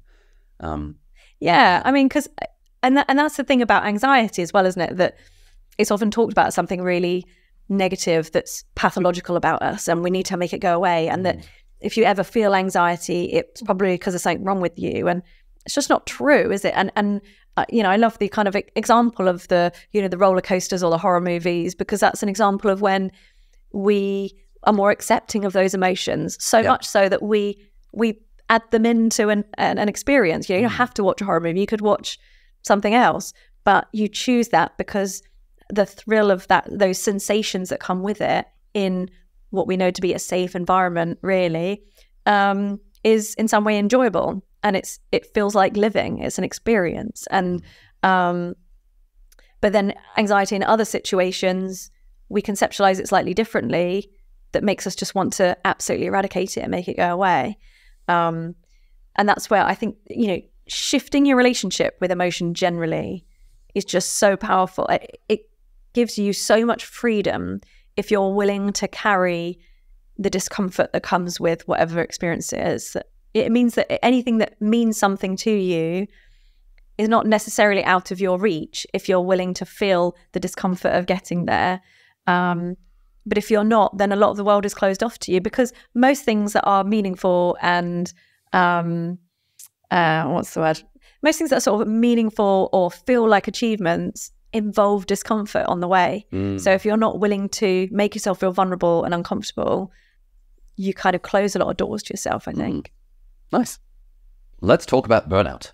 But we were just talking before we resumed, or while we were grabbing coffee, this idea that, both of us have as content creators, I guess, where there's this sort of almost feels like a hamster wheel sometimes of like, more content is always better because like the thing is growing and you don't want to fuck things up because the thing is growing, and it's like, okay, well, let's just triple our output because we might as well, and like the thing is growing, and all of this sort of the desire for more and more and more, which then gets us to sort of in the direction of burnout. But I wonder what's been your experience of balancing more with like taking care of yourself and having decent work-life balance? Oh, that's been a massive learning curve for me. And it's something that I've just had to learn from experience. And I think most people do, don't they? Because, we all preach it, but then we all end up going through it anyway. And I don't think anyone imagines that being a content creator is difficult until you try to do it. And there's something about it is a bottomless pit that will take from you as much as you're willing to give. And sometimes even when things are going well, that the demand increases, right? So you kind of, it's great that it's going well, but also then when we first started, for example, each video we put on seemed to be doing better than the last, and it was all good, but we felt like, okay, well, this will switch off at some point. It might last a week, it might last a month, and then it'll be that thing we did once. So while it's hot, let's just go for it. And so we kind of sort of worked in a totally unsustainable way because we thought it was going to all switch off at some point, and it didn't. And so the idea of doing this for a month was, okay, let's just get through this month, and then it's 2, and then it's 6, and then it's a couple of years, and that's tough. That's, you know, at some point you have to kind of step back and go, this isn't sustainable. So what can be sustainable? But the process of working in a way that's unsustainable, it's then really difficult to step back and take something away or do less for the sake of a healthier life. Yeah. I think psychologically it's really difficult to do, isn't it? To say, sure, I'm not going to make a video every day. I'm going to make 3 videos a week and enjoy the rest of my life. Or, you know, and I guess you could apply that to other, you know, lots of other jobs or working for yourself, that kind of thing. I think psychologically it's quite difficult to do. It's almost a sense that like, oh, I could film a video a day, but the fact that I'm choosing not to means that I am lazy and that I am just not a hard worker, and like, what's wrong with me? And like, am I just a softie, or am I not disciplined enough, or like all of this stuff? And the fact that, you know, all these platforms are made to be just as addictive to the creator as they are to the consumer, right? So, you know, it's that possibility, isn't it? Like, what if you made a video, and what if it did really well, and, you know, what if it led to something, or whatever, you know, all those kind of senses of possibilities in your mind that that draw you into doing more and more and more, often to the detriment of, you know, some other thing that you love doing in your life or that's important to you. I'm curious what this experience is like for you, because from where I'm sitting, you seem to have won the game, because the book is great, like it's selling super well. It seems to be selling week on week, which means that it's not just your promotion that's actually selling the book, it's the fact that it's good and people are recommending it to each other. So now you've like won the game. And so like, do you still feel that like sense of like, I want this next video to go viral, or like I should be putting out more content? No, I'm just kind of sitting here trying to work out how Ali Abdaal is saying to me, I've won the game. Because it isn't that strange how, you know, we're both sat here. You know, I did your YouTube course and I've learned a lot from you. And you were always, when we first started on YouTube, someone we looked up to. Yeah, that's the kind of content I want to produce. It's brilliant. Love it. He's won the game. And you never feel like you arrive. You never feel like you've won the game. You just constantly feel like you're playing the game, right? And still I do, right? Because I haven't finished. I'm still going, and I've still got more challenges and things ahead that we're sort of planning on and working on. And yeah, I think the idea of, it's a bit like when we talked about the Sunday Times thing, and you go, oh, yeah, good. And then the next moment comes, and it's not as exciting, or, you know, or then people go, what's next? And what are you going to do now? And how are you going to do better? And so you never really win the game. I think the winning is in playing, right? The winning is in, it sounded really cheesy. The winning is in playing. No, I'm just like, maybe it is. The winning is in choosing to, because I mean, in some ways, it doesn't get any luckier than finding yourself in a position where you can do what you would do whether or not anyone's paying you or not, and make it into a living. So, you know, my pastime forever has been to read, you know, books about psychology and often popular psychology, and people who were communicating it in such an engaging way, and that was what I generally did with my spare time. So the fact that I can now say, right, I've got a writing task, I'm going to see what research is out there, or what great books are out there, and I get to call that work. That's probably winning the game. Yeah, whatever views we get, and I'm genuinely don't really. This is probably really bad, but I don't really sort of look twice at kind of numbers or analytics and stuff like that. And my husband's really into it, and he'll kind of say, "Oh, that video is doing well," and I've forgotten to even look and see, you know, what it's done, or and I think that helps a lot. That I don't base any of my idea of success on that stuff. How do you not? Because like that's a hard place to, you know, I've spoken to a lot of book authors who, you know, a lot of content creators will peg their self-worth to their subscriber count, their follower count, and their last 10 view average or something. A lot of authors will peg their self-worth to how many copies they've sold, and whether they've hit the bestseller list or not. Like, do you know what? I seriously think having children has helped hugely with that. Because when I think my daughter said to me once, she said, how does it feel to have this many million followers? And I kind of looked at her and I thought, I for a moment, she was probably kind of looking at that in a way that I didn't want her to look at it. And I didn't want her to feel any less for not having that. Yeah. And so I was very clear that it means absolutely nothing. It really doesn't. And while it's been fun at times, if I accidentally delete the account, I'm still me. Nothing's really different. And my day-to-day life would be different, right? I'd have more free time. But yeah, I'm no more or less of me having that or not having that. And it could all switch off tomorrow, right? So I could say something online that made everybody hate me and it would all be over. But I'm lucky enough that I think it started late enough in life that I know what's most important to me, and I know it's all kind of a bit silly, and that, you know, people unfollow me every day, and that's okay. I'm okay with that. But maybe it's also a position of privilege that because my husband kind of looks at that stuff and the analytics, that I don't have to, that as a business, obviously, you know, people need to do that. And then I think once you're in it, it's almost really difficult to not become attached to those numbers. Yeah. So yeah, it's probably sort of privileged ignorance, maybe. A good way of floating along nicely, making a few random videos. Like I don't look at YouTube analytics anymore either. I just like, you know, Tintin, our YouTube producer, is amazing, and our editing team is amazing. Yeah, I don't even review videos before they come out now. A video will just come out, and I'll notice, got some YouTube notifications. I'll be on the toilet, I'll be like, oh, video came out. I'll watch it. I'll be like, sick editing. Actually worked really well. And it's like comes as a surprise to me when a video's come, because I'm like, oh, nice. Things are being done. But this is, and to quote this business conference I was at last week, their whole vibe was that if you are a business operator, then growth is stressful. Yeah. But if you're a business owner and you have an operator who's like dealing with the day-to-day, and you can be the owner doing the stuff that you really want to do, then growth is not stressful at all. Growth is actually really fun. Yeah. And so it sounds like you and I are both sort of in that position where we're the sort of the talent, as it were, and you've got Matt and I've got my guys doing the stuff. Yeah. Which means that we have the privilege of focusing on the content and putting a message out there without having to worry too much about the analytics. Just swan along doing the creative stuff. Exactly. I just rock up, and then Amber and Nadia are the ones doing the research for the episodes, looking at the analytics and analysing all of our stuff to be like, okay. Yeah. And I'm just like, cool, I'll just rock up and have a chat. Like, life is good. I think quite early on, I realised that if I started to even buy into the positive stuff, like, yeah, that video went so viral and so awesome, and then the next one flopped.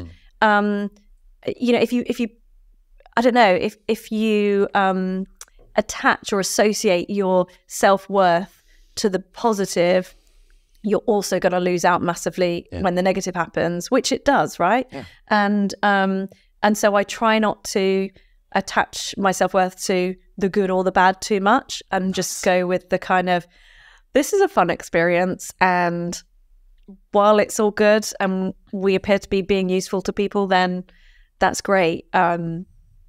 But also, you know, the day it all stops, it'll be like, that was a cool ride. That was fun. That's a very healthy way of looking at it. Just, as you would say, like when you said that thing about, oh, you know, if someone deleted my thing, I was like, oh shit, if someone deleted my YouTube channel, I would lose like the single biggest source of meaning in my life. Whereas you've got the family. And so I imagine that ticks a lot of the boxes for like connection and meaningful contribution and service and all this kind of stuff. Yeah, and in some ways, you know, the accounts and stuff, it pulls me away from them. So in some ways, it's a sort of, it would be a relief.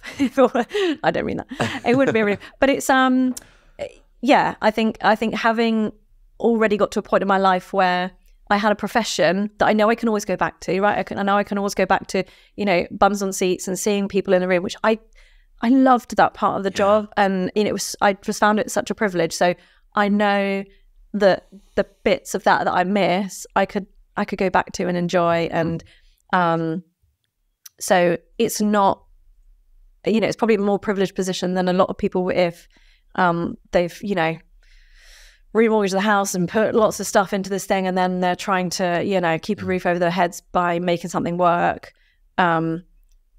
Whereas I know I've got other things I can do if it doesn't work out.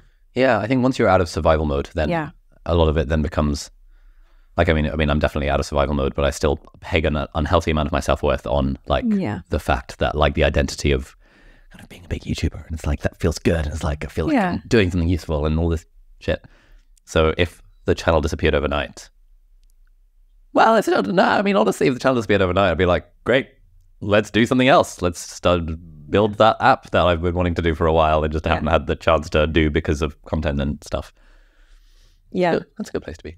Yeah, to know that you would continue and still be you, and the fact that you built something means you could probably build something else, and that you've used and developed so many skills through the experience, whether that's developing a YouTube channel or something else, that, you know, if it stops at any point, then you use everything you've learned along the way to try something new and go for it. Yeah, I was speaking to a friend yesterday who recently got fired from his job, sort of big finance bro who's been like succeeding on all fronts, and it's like, and this is the first time he's had like a setback. And he was saying that like it was actually a great experience because he's realized, oh, being fired is not that big a deal. He had also already had like loads of freelance gigs coming through LinkedIn, and he's like, oh, you know, this thing of like working a few hours a day is actually quite nice. And before he'd been like, oh my God, being fired would be the worst thing ever because my whole identity is tied up in the fact that I'm a finance bro. But now he's like, I can chill. Yeah. Life is good. Yeah. And so I guess maybe that's, I noticed this with students a lot. I definitely had periods of this when I was a student as well, where it's like an unhealthy amount of self-worth would be pegged to the result of the exam. And then the exam comes and goes, and whether you pass, whether you fail, whatever the thing is, you realize, it's not such a big deal. It's not such a big deal. Life goes on, and actually there are sources of meaning in life, ideally, other than exam grades. Yeah, I mean, I struggle to, it's weird, isn't it? You get to a point in your life where you struggle to remember what the results were. But I think what you take away from the process of doing things like exams or going to uni is you learn how hard you're willing to work to get to where you want to go. So I remember getting to uni, I went to Exeter for my undergrad, and we went in with a tutor, and he said, you know, this, you know, few people or whatever get first, and everyone's kind of slumped in their chairs. And he said, well, but, you know, anyone can do it, but it's, you know, the fact that you're all here means it's possible, but it's about how hard you're willing to work to get there and how many hours you're willing to put in. And that was when my sort of ears pricked up, and I thought, okay, game on. I can do hard work. Let's go for it. And that was, you know, just seeing it as, you know, good things are available to you with hard work. Yeah, kind of empowered me to feel that I would give it a shot. Whereas if, you know, if it was just sort of like results based only, that this few number of people get a first, for example, then I would probably have thought that would never be me. I'm just a normal person. I'm just average, you know, average Jew. So, you know, seeing something, I think the thing that you learn along all of those things is you get the evidence, you get to witness yourself grinding and working hard towards something and enduring setbacks and all that stuff. And then you've got that in the bank that, you know, the next time something difficult comes up, I can get through this. That's fine. A challenge is not the end of everything. A challenge is a sign that I need to get into gear and face this. So I think then you just use that again and again and again, regardless of A, B, C, or D, or 1 to 9, or whatever it is now. Yeah. It's like this. It's quite an empowering thought or belief that, hey, whatever happens, I'll rise to the challenge, and I'm sure I can figure it out based on past experiences. Yeah, and I think I don't know, maybe I'm making that sound sort of oversimplified, because I know there are lots of problems in life where it's just huge and you don't know if you're coming or going, and, you know, big awful things are happening, and that's when you can feel overwhelmed, and you're less likely to think, oh, this is a challenge and not a threat. And but then there are also skills to deal with, you know, those really, really difficult moments that probably slightly different, and it's probably about kind of soothing your way through stuff. But yeah. What do you mean soothing your way through stuff? So in dialectical behaviour therapy, so DBT, which is a year-long therapy, they teach emotion coping skills. And one of those emotion coping skills is split up into sort of different segments depending on what they're needed for. So within sort of emotion regulation skills, you would also have distress tolerance skills. So you have emotion regulation skills, are the skills that you use to keep your emotions fairly balanced. But then what if something happens and your emotions are kind of out of whack or they're really intense? Then you need distress tolerance skills. So how do you get through highly distressing, disturbing periods of your life safely? And that's the moments when it's all hit the fan. You are overwhelmed, you don't know what to do, and you've just got to get through. So self-soothing is one of those skills. So that's when you're teaching people not to try to squash the feeling or do the thing that's going to make it disappear right now, but you're going to regret later. But to look after yourself through the discomfort. So I think I did a video on this a long time ago about doing like self-soothing boxes. So we'll often do that in DBT. We'll get people to just get a shoebox or something, and they'll put in there lots of things that help them to soothe their way through the most painful moments of their lives safely. So it's the idea that it's kind of mindfulness. So you use all of your senses to help create that feeling of safety. And that's really what you want to do, is bring a sense of safeness to the moment. So it might be a piece of music that kind of generates certain feelings for you, or it might be a perfume that you associate with love and safety, like your mum's perfume or lavender or something like that, or it might be something that you can taste that you enjoy that kind of brings you to the present, or lots of different things. So you can use all your different senses, so you can put different things in a box to kind of soothe you through difficult moments. That's nice. So we were talking about burnout, I want to talk about burnout. One of so the final 3 chapters of my book, Feel Good Productivity, link down below. I need to get more comfortable doing the plugs. Yeah, I'll do it. Final 3 chapters, we talk about burnout, and the way that I've sort of looking at the research and stuff, framed things, is that there are kind of 3 types of burnout that we have different strategies for dealing with. There is, let me see if I can remember this. There's overexertion burnout, where you're just working too hard and not taking a break, and on the road to burnout there. There is depletion burnout, which is where we're not kind of resting enough and our energy is depleted. And then there's misalignment burnout, where we're like doing the thing, but like it's not quite aligned to where like our values, where we actually want to go. And so we end up in this phase where like life should be good, but actually you feel a sense of burnout because you're doing something that doesn't feel like it is fulfilling you or something. To what extent does that vibe with your experience of burnout? Oh, hugely. The misalignment is a big one in that one of the skills in the book that I do on a fairly regular basis, probably every few months, is the values check-ins. Because I find a lot of people who come along to therapy and can't articulate really what the problem is. They kind of say, I don't really know what's going on. It just feels nothing feels sort of meaningful, or I don't feel satisfied with my life. Often those situations become really clear once you do a values check-in. So it's often when people have been pulled away from the things that matter to them and mean a lot to them by other things in life. So, and it's a really simple task. You can do it in different ways, but you can just get a pen and paper and you write out the different areas of your life. So you might have like family, intimate relationships, parenting, friendships, health, career, lifelong learning, creativity, whatever. Put them all on the page, and you kind of ask yourself, what are the things that matter to me most in this area of my life? So not what you want to happen to you, but how you want to show up in that area of your life, good or bad times. So what you want to bring and what you want to contribute, the attitude you want to have, that kind of thing. You might have a few words or sentences, bullet points, and then you can kind of rate, okay, out of 10, how important are these values to me in this area of my life? And then rate it again on how much you feel you're living in line with that at the moment, so in the last couple of weeks.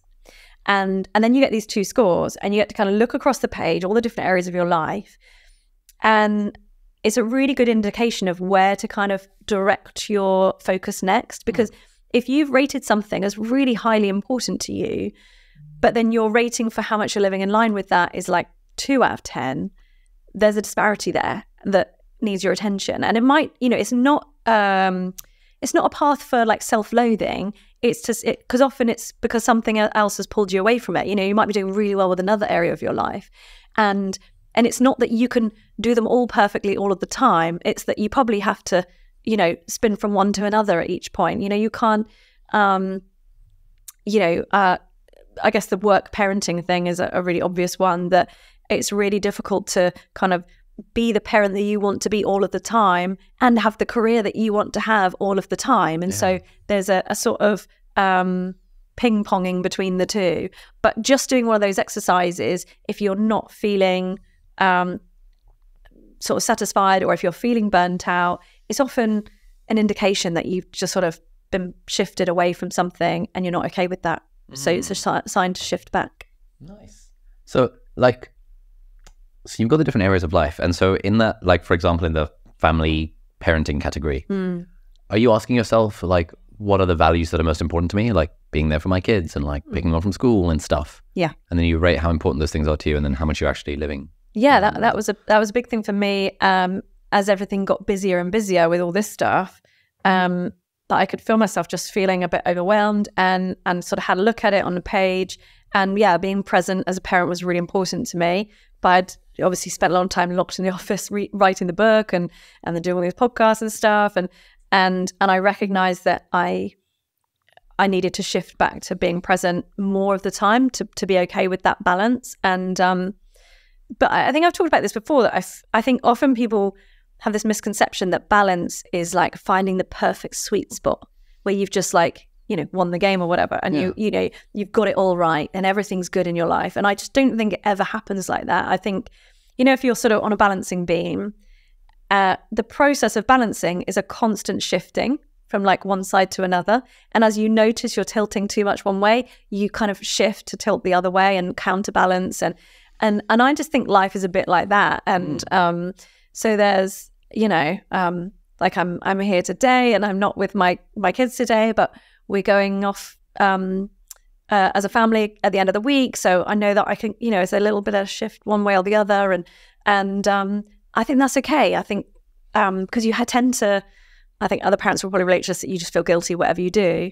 But once you recognize balance to be that constant shifting and rebalancing, it becomes slightly easier, I think. Nice. Yeah, I guess the way I see this is like, ideally, I would, so in my mind, I sort of have an idea of like, what does my ideal day look like? But I'm not massively attached to that because the days, stuff happens. And I also have in my mind, like, what does the ideal week look like? Like, in an ideal week, I'd like to do, I don't know, 1 or 2 date nights, or like one dinner with friends on average, or like see my mum and grandma once a week, and like go to the gym 3 times a week. Yeah. And by mapping that out on like a Google Calendar that I call my ideal week calendar, I can just see that, okay, cool, like this is my ideal kind of life. And obviously I end up like never actually living my ideal week, but just knowing what it is and like helps me be like, okay, for the last 2 weeks I've been to the gym like once a week. Let's just do a little rebalancing there, because actually I do know that this is important to me and it's the thing that I want to do. Therefore, let's do the thing. So I really like the idea of sort of like balancing this beam and constantly shifting and adjusting. I've always liked your idea of the kind of the ideal week and the ideal day and that kind of thing. And because you can kind of aim towards it. And it's key, isn't it, to be okay with not creating it in full. Yeah. But always aiming towards, always having an ideal to aim towards, but also then shifting into kind of gratitude for the week that you ended up having. Yeah. That as life goes, you probably could have had a worse week. Even though you didn't go to the gym 5 times or whatever it was. So it's a really nice mental shift to sort of aim towards that ideal week and to have the chance to do that even, or to aim towards an ideal week within the limitations of someone's life. So it might be that currently you hate your job, but your ideal week would then be to be doing some night course in something else, because that's part of your mission to get out of this job you hate, or whatever that is. And so your idea of the ideal week would change as time went on as well, wouldn't it? So I like the idea of kind of keep coming back to it. And it's nice. We've got a question from Nurgisa in our audience who says, when you study or work for long periods of when you study or work for long periods of time, what are some ways in which you can take care of your mental health? When you're studying, or working for long periods of time. Okay. I guess to not do it for long periods of time. To take breaks is kind of obvious, isn't it? But it is, the reason people say it is because it is the right answer. Yeah. You know, that if you've got a stress, and that's what, you know, that's why I learned the hard way when I began, that I was working as if I wasn't going to do it for a long stretch of time, and it became a long stretch of time. So I realized that wasn't possible. Yeah. And now I've made that shift to having a much better balance, and adding in other parts of life, like, you know, socializing or exercising or taking a break and sleeping and stuff like that. So you kind of, it's acknowledging, okay, if this is a marathon, what do I need to put in along the way that's going to ensure I get to the end of this? And for different people, that might be different things. But generally it includes, you know, the basics like social contact, good food, moving your body and sleeping. If you can get those down, you're more likely to get to the end. If you're sacrificing on any of those, it's going to make it much harder to get to the end. So might sound like an obvious answer, but I think those basics, or the things that we call the basics, are the first things we let slide when we're not doing so good. Yeah. You know, if you've got a big project on, well, okay, I'll just get these 4 hours sleep and then I'll crack on, and I'll do that again tomorrow, and I'll just grab a takeaway. And, you know, it's so easy to just see those things as negotiable, I think. So that, I think the best thing you can do is prioritize those and recognize how much they impact your ability to keep going and your stamina, so that you can not do them perfectly, but just keep aiming towards them, a bit like your ideal day. Yeah, I really like the idea of treating things like marathons, because I think, you know, one question I sometimes ask is that if the way I lived today was how I live every day, how do I feel about that? And if the answer for too many days in a row is like, that would be terrible, then I think, okay, cool, this you know, it's time for a readjustment. And usually for me, I find that a work, because it's fun and energizing, it's like, oh, things are growing on, blah blah blah blah blah, will then eat into things like exercise and healthy eating and sleep, because it'll be like 11 p.m. and I'll be like, oh, but like, I'm really excited about this book that I'm reading, let me just, you know, and yes, I've got an 8 a.m. breakfast meeting with someone the next day, which I'm also really excited about, but like, oh, and then so sleep ends up being the thing that gives. Yeah. And I think once in a while, whatevs, but like when it happens over a long enough period of time, it's like, oh, let's actually, you know, take care of ourselves here. Yeah, it just makes a huge difference, doesn't it? And something like sleep, the impact is almost instant, right? It's the very next day, you will feel better if you've had more of it. Yeah. So it's not like you have to wait a long time for the results of that. So it is a great thing to kind of prioritize if you notice, and it is one of the first things we'll look at. You know, if someone is returning to therapy, for example, because they notice their mood is slipping or they're, you know, going downhill, you get those basics back on track. Yeah. And sometimes that's enough, because they are so powerful. You know, they're the reason that, you know, things like your ability to move, sleep, eat well, and have social connection, they're weapons of war, right? You know, if you've got a prisoner of war, the way you break them is by messing around with those things. So let's not do it voluntarily to ourselves every day. Let's just keep trying to, you know, if we've had a few late nights, let's just put an A1 in there and see if we can kind of redirect. Yeah, I find that for me, having like clear rules in place for stuff is like remarkably helpful. Like knowing that Thursday night is always a date night. Or for example, knowing that, okay, I am not going to arrange any meetings before like 10 a.m. or so, you know, things like that, where I know that if I actually stuck to these rules, it would almost force some kind of balance in my life, so that I don't have to think about it. So I think about it and someone messages me and it's like, oh, the calendar's full, but the only time is like a 7 a.m. breakfast. I know in that moment I'll be tempted to be like, hell yeah. But I know that when it comes down to it, I'll get 5 hours of sleep that night, and then that would not be good. Yeah. In the long run. Yeah. So I like to keep an eye on these basics and just think, okay, like what are the rules? Yeah. And now that I have the privilege of having a team and run my own business. It's like, cool, how do I automate the adherence to the rules so that I don't have to think about it? Yeah. Like asking my assistant to be like, can you just make sure the calendar they're always 3 gym sessions? And while we're there, can we book a personal trainer for them so that I feel compelled to go? And while we're there, can we just not have any meetings after like 11 a.m. or like whatever the thing might be? Yeah. And I think like different people have different levels of control over their time and their day, but to whatever extent possible, having rules that force balance on your life, I think, to answer this person's question, is the way that you take care of your physical and mental health while you're working for long periods of time. Because to be honest, the 15th hour of work is probably going to be not that productive. And I think students in particular get themselves into this thing of like, oh my God, it's so important. Like, to your point around how we probably don't even remember our GCSE and A-level results anymore because no one really cares. But when you're a student, it's like, oh shit, this is like the most important thing in the world because my whole life is dependent on all these. And yeah. And it's interesting that when you mentioned about kind of that tendency to like, you're feeling tired and you're feeling that exhaustion, but the tendency is to squash it and ignore it in order to do a little bit more. Like if you're studying or whatever and you've got exams and that extra stuff that you did probably wasn't that productive or helpful because you were exhausted and not concentrating and lacked focus, but you still forced yourself to sit in the chair and endure being there so that you'd done your, 10 hours of revision or whatever it is. And so I think there's a shift towards us kind of listening to our bodies a bit more and just acknowledging that tiredness isn't pathological. It's your body letting you know it needs something, rest and replenishment or, fuel or whatever it is, hydration. And that it's okay to listen to your body. It doesn't mean you're kind of opting out of hustle culture or, you're going to send your career down the pan. It's sustainability and the marathon thing, isn't it? Nice.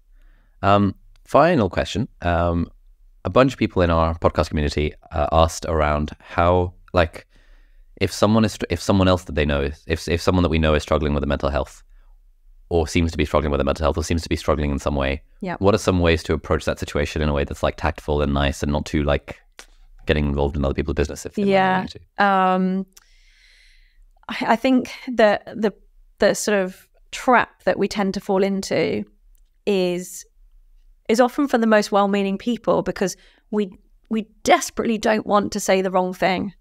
So we say nothing.